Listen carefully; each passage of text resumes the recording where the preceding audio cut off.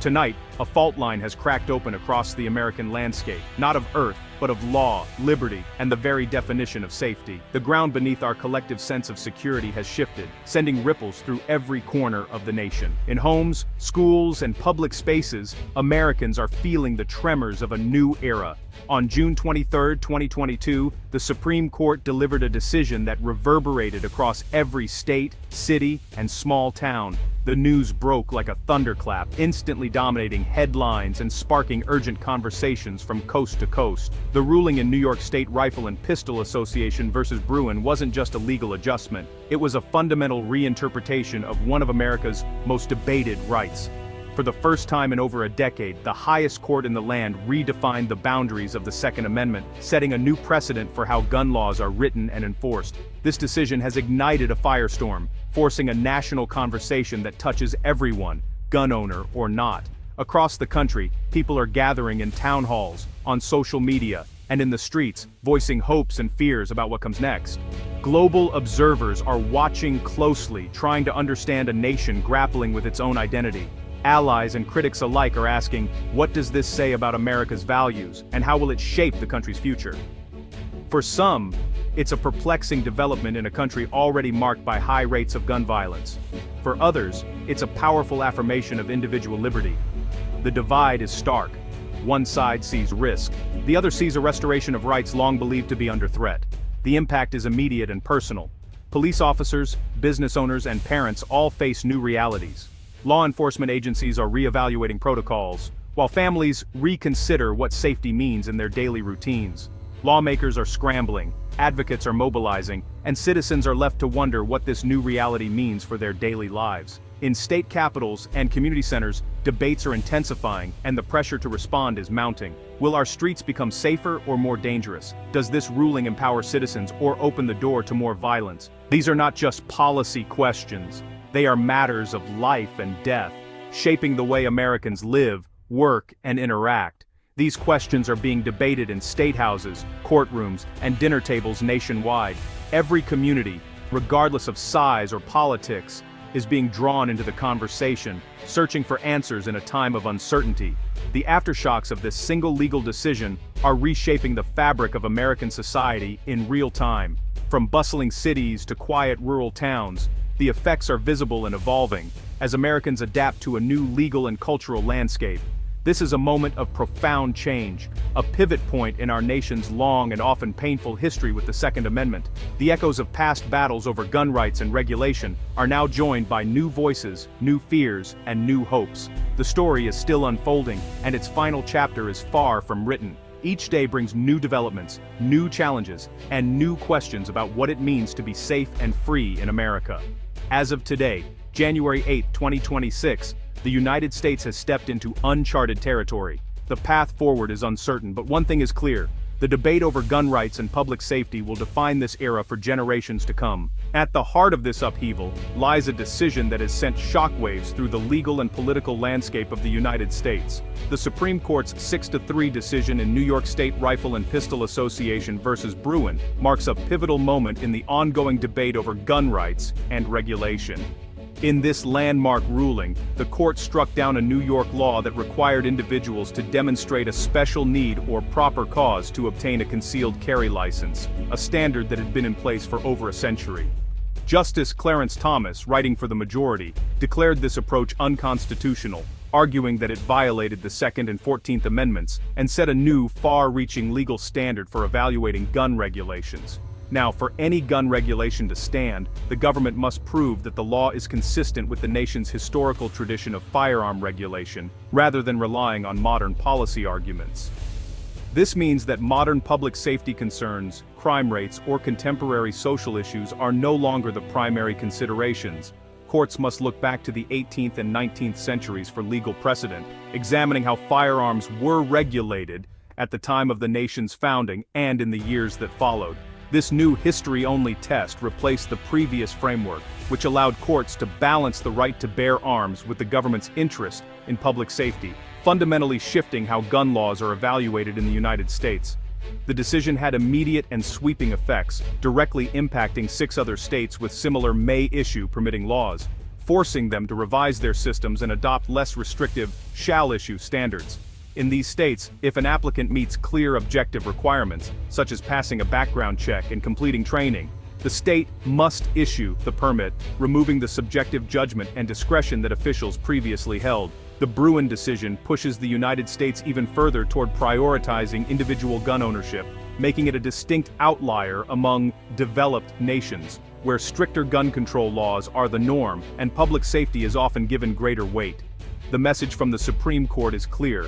In America, the right to carry a firearm in public is not merely a privilege granted by the state, but a fundamental constitutional right, enshrined in the Second Amendment and protected by the highest court in the land. To truly grasp the magnitude of the Supreme Court's decision in Bruen, we must look back at the long and often complicated history of gun laws in America, a story shaped by shifting interpretations and evolving societal needs. For nearly 2 centuries, the Second Amendment was widely understood as being closely tied to state militias, with most regulation and control over firearms left to individual states and local governments.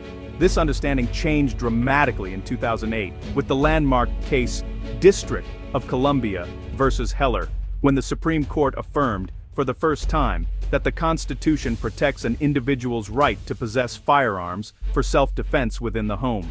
Just 2 years later, the court's decision in McDonald versus City of Chicago extended this individual right, making it applicable to state and local governments as well, not just the federal government.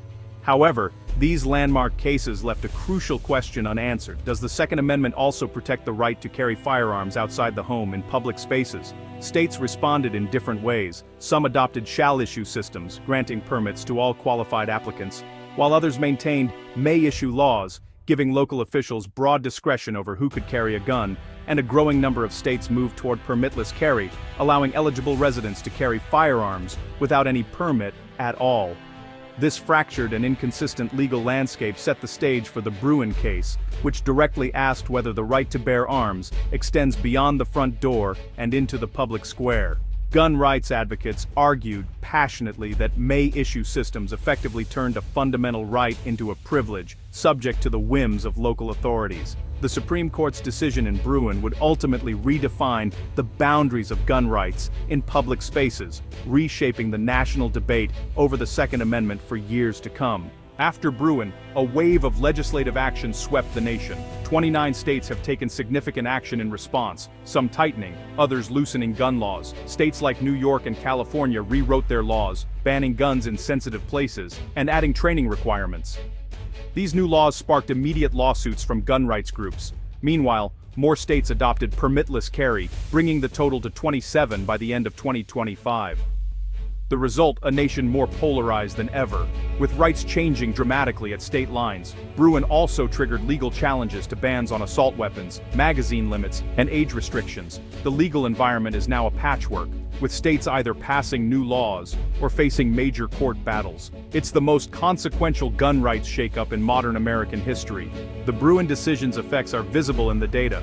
Former may-issue states saw a surge in concealed carry permit applications. Some counties in New York reported a 50% increase. Gun manufacturers saw increased sales of compact handguns, and demand for training courses exploded. The cost of obtaining a permit has risen, with classes booked months in advance. Litigation has skyrocketed. Second Amendment lawsuits more than tripled in the 18 months after Bruen. These lawsuits target nearly every form of gun regulation, straining state and city legal resources. The numbers are clear. Bruen has unleashed a torrent of legal, social, and economic consequences. Bruen has intensified America's political divide. For conservatives, it's a victory and a rallying cry. For progressives, a devastating blow. Red states are loosening restrictions. Blue states are doubling down on new regulations. The issue is now central in campaigns, with candidates forced to take clear stances. Local governments are battlegrounds over gun store zoning and public park rules. Law enforcement is caught in the middle, sometimes refusing to enforce new restrictions. The 2024 election saw record spending by advocacy groups, with Bruen a key issue in many races. The Second Amendment has become a litmus test, making compromise harder than ever. The Bruen decision has created economic ripples across the U.S. Firearm and ammunition manufacturers have seen a surge in sales, especially of concealable pistols. State and local governments face new costs, processing permit applications and defending laws in court. Legal fees are draining public resources, sparking debate over spending priorities.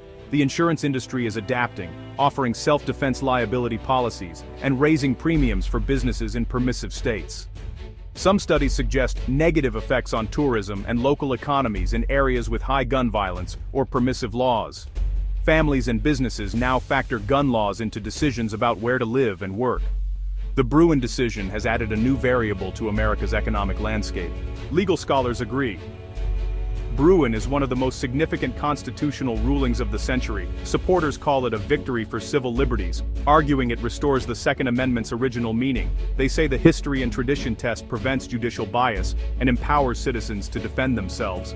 Critics argue the test is unworkable, freezing the law in the 18th century and limiting responses to modern gun violence. Judges now sift through historical texts, leading to contradictory rulings on similar laws. The result is legal chaos and uncertainty in lower courts. Many experts believe the full impact will take years, if not decades, to resolve. The legal fallout from Bruen is only beginning. As of January 8, 2026, the United States is fundamentally changed by Bruen. The legal and political battles are just beginning, with Americans left to navigate the consequences. The core question: what kind of society do we want? One prioritizing individual rights or collective security?